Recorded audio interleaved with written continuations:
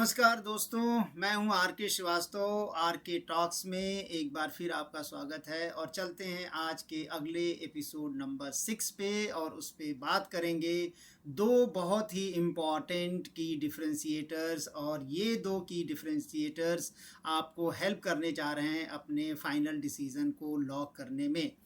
दोस्तों, अपने पिछले एपिसोड्स में मैंने की डिफरेंशिएटर्स में जितनी सारी बातें की हैं, जैसे नैक एक्रेडिटेशन की, NIRF रैंकिंग की, UGC रिकॉग्निशन की, AICTE रिकॉग्निशन की,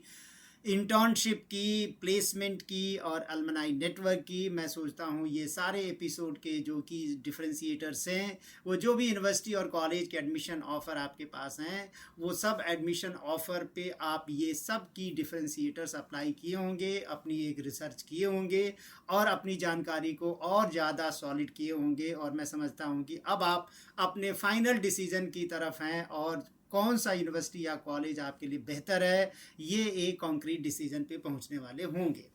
अगर अभी भी आपको कोई कॉन्क्रीट डिसीजन लेने में कोई प्रॉब्लम है तो मैं आज के की डिफरेंशिएटर्स पे बात करूंगा और मैं उम्मीद करता हूं कि आज के एपिसोड के बाद आपको कोई डाउट नहीं होगा और आप एक सॉलिड डिसीजन पे ज़रूर पहुंच जाएंगे।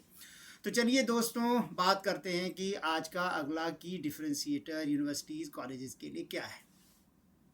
उन दो की डिफरेंशिएटर्स में से मैं पहले बात करूंगा कि वो की डिफरेंशिएटर जो बहुत मैटर करता है। आपको ये पता करना चाहिए कि जो यूनिवर्सिटी कॉलेज आपके पास एडमिशन ऑफ़र है वो कितना पुराना है।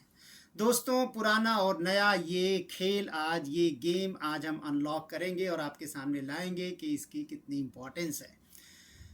तो दोस्तों, जो यूनिवर्सिटी कॉलेज ज़्यादा पुराना होगा और उसमें जो चलने वाला कोर्स है जितना पुराना होगा, वो निश्चित रूप से आपको एक क्वालिटी इंडिकेटर है और ये बताता है कि वो यूनिवर्सिटी, वो कॉलेज बहुत ही अच्छा होगा। Because there is a saying, old is gold.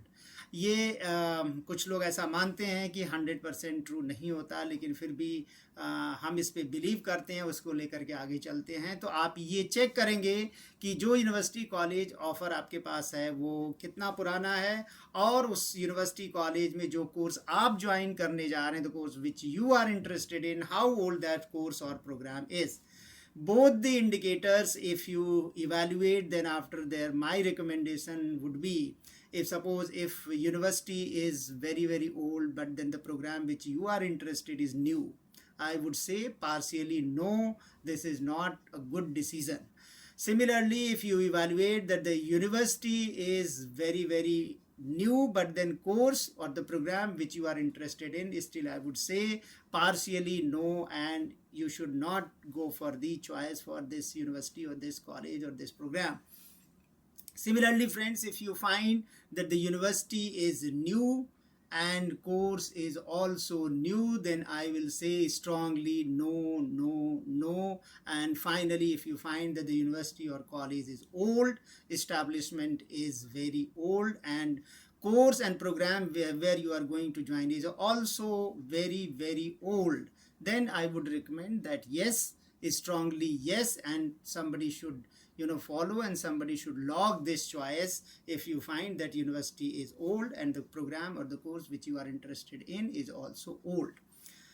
Similarly, there are second key differentiators you should try to find, and it is like visibility of university or college or that particular program in social media and general public.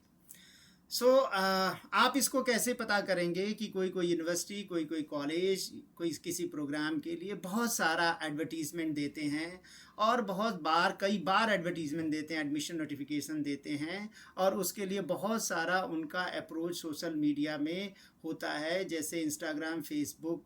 और YouTube, और इस तरीके से digital media में भी काफ़ी सारा वो अपने आप को, अपनी स्कीम को, अपने कॉलेज को प्रमोट करने के लिए एफर्ट करते हैं, जिसमें वो पोस्टर, बैनर, पेम्पलेट, होर्डिंग्स और बहुत सारे सेमिनार्स ऑर्गेनाइज़ करते हैं, करियर काउंसलिंग सेशंस ऑर्गेनाइज़ करते हैं, वर्कशॉप्स कराते हैं, और बार यूनिवर्सिटी अपने रिप्रेजेंटेटिव्स को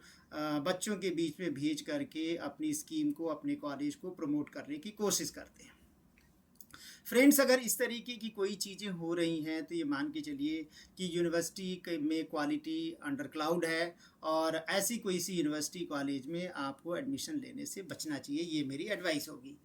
दूसरी तरफ अगर इसका उल्टा देखें तो कुछ यूनिवर्सिटी कुछ कॉलेज ऐसे भी होंगे फ्रेंड्स जो अपना एडमिशन नोटिफिकेशन सिर्फ एक बार पब्लिक पोर्टल पे अपने वेबसाइट पे या प्रिंट मीडिया में एक जगह देते हैं, और वो पूरे एडमिशन प्रोसेस को उसी तरीके से उसकी गाइडलाइन के अकॉर्डिंग फॉलो करते हैं, और बार बार उनकी सोशल मीडिया में विजिबिलिटी आपको नहीं मिलेगी। वो किसी टाइप के pamphlet, banner, poster, advertisement, newspaper, FM radio, seminar, workshop, counselling sessions, इन सब चीज़ों से वो बहुत दूर रहते हैं, और ये मानते हैं कि हमने अपने यूनिवर्सिटी, अपने कॉलेज, अपने प्रोग्राम का एक क्वालिटी चेक रखा है, और ये पब्लिक डोमेन में पहले से लोग जानते हैं, और जो इंटरेस्टेड पार्टिसिपेंट्स हैं वो ज़रूर अप्लाई करेंगे और एडमिशन के लिए करेंगे, और वहाँ पे एडमिशन टफ भी होता है। तो अगर ऐसे यूनिवर्सिटी, ऐसे कॉलेज, ऐसे प्रोग्राम को आप देखते हैं तो मैं कहूँगा कि इसमें क्वालिटी ज़रूर है, और ऐसे ऑप्शन को आपको चूज़ करना भी चाहिए। तो दोस्तों, जो आज का की डिफ्रेंशिएटर्स, 2 की डिफ्रेंशिएटर्स मैंने बताए कि आप ये चेक करें कि यूनिवर्सिटी कितनी पुरानी है और उसमें चलने वाला प्रोग्राम जो आप ज्वाइन करने जा रहे हैं वो कितना पुराना है। अगर दोनों ही ओल्ड है तो yes, it is very good. And the second key differentiator which I have spoken just now, that it is related to visibility of university or the program or the college in social media, print media, non-print media. If it is very less and they have very defined system and they follow their process, advertisement just once, then it is good for the admission. So I hope if you apply these 2 key differentiators, having said the other key differentiators which you have already applied, you will land upon very solid decision with respect to choosing your right type of college and right type of program. So friends, आज के लिए इतना ही, और हम अगले episode में आपसे बात करेंगे कि फाइनली अगर आपने यूनिवर्सिटी और कॉलेज को लॉक कर लिया है ये सारे की डिफ्रेंशिएटर्स अप्लाई करके, और आपने जो डिसीज़न लिया उस पर आप सेटिस्फाइड भी हैं, तो आगे मैं एक और प्रोग्राम और एपिसोड में आपसे बात करूंगा कि यूनिवर्सिटीज़, कॉलेजेस में चलने वाले इंटीग्रेटेड कोर्सेज क्या होते हैं, और मैं उसमें अनलॉक करूंगा advantages over disadvantages of integrated programs. So मेरा चैनल देखते रहिए, stay tuned with my channel, subscribe, like and share to the maximum people. We want that the maximum aspirants and students should get benefited who are moving from school education to the college education. So stay tuned and let us wait for the next episode number 7, where I shall be talking about the advantages over disadvantages of integrated programs in universities and colleges. तो बस आज के लिए इतना ही। Thank you so much. Watch, let us meet.